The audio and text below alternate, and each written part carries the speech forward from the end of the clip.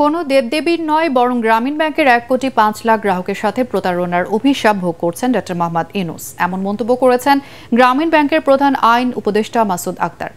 Supreme কোর্টে সাংবাদিকদের তিনি আরও বলেন, বিভিন্ন দাতা সংস্থার সাথেও তিনি প্রতারণা করেছেন। তবে এসব অভিযোগ অস্বীকার করেছেন ডক্টর ইউনুসের আইনজীবী আব্দুল্লাহ আল মামুন। আরও জানাচ্ছেন হুমায়ুন চিশতি। 100% কপার কন্ডেন্সারে তৈরি ভিশন ফ্রিজ, তাই গুণে মানে অটুট থাকে বছরের পর বছর। আদালতের লোহার খাঁচার কাঠগড়ায় দাঁড়ানো এবং তার বিরুদ্ধে গ্রামীণ ব্যাংকের দুদকে অভিযোগ করা নিয়ে রোববার ক্ষোভ প্রকাশ করেন নোবেলজয়ী অর্থনীতিবিদ ডক্টর মোহাম্মদ ইউনুস। দেবদেবীরা ঠিক করেন যে একে অভিশাপ দিতে হবে, অভিশাপ দিয়েছে আমার উপর। পৃথিবীর ইতিহাসে কোনো নজির নাই যে একজন নোবেল বিজয়ী আরেকজন নোবেল বিজয়ীর বিরুদ্ধে মামলা করতে দুদকে হাজির হয়েছে। আমার কারণে এটা সৃষ্টি হয়েছে এবং তারা নোবেল পুরস্কার পেয়েছে। এ বিষয়ে গ্রামীণ ব্যাংকের প্রধান আইন উপদেষ্টা বলেন, ডক্টর ইউনুস গ্রামীণ ব্যাংকের 1 কোটিরও বেশি সদস্যের অভিশাপে অভিশপ্ত। বিদেশি দাতা সংস্থাদের সাথেও তিনি প্রতারণা করেছেন। তবে এসব অভিযোগ নাকচ করেন ডক্টর ইউনুসের আইনজীবী। আপনারা আমাকে এমন একজন নোবেল বিজয়ী ব্যক্তি দেখান তো, যিনি ওনার মতো অর্থলোভী, যিনি ওনার মতো ক্ষমতালোভী, যিনি ওনার মতো কর্মচারীদেরকে অত্যাচার করেছেন। এই যে 1,05,00,000 নরনারী গ্রামীণ ব্যাংকের সদস্য, তাদের সাথে তিনি প্রতারণা করেছেন। গ্রামীণ ব্যাংক লাভ করেছে।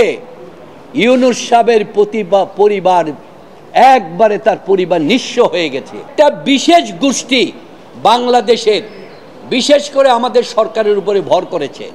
গ্রামীণ ব্যাংক গঠন নিয়েও ডক্টর ইউনুস মিথ্যাচার করেছেন বলে দাবি গ্রামীণ ব্যাংকের প্রধান আইন উপদেষ্টার। গ্রামীণ ব্যাংকের সৃষ্টি নিয়ে একটি সম্পূর্ণ বিভ্রান্তিকর তথ্য জনগণের সামনে তুলে ধরেছেন।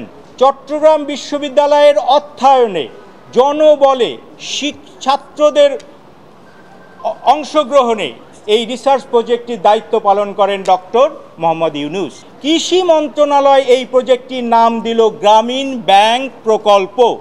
তিনি বললেন বাবার আগে ছেলের জন্ম হয়েছে।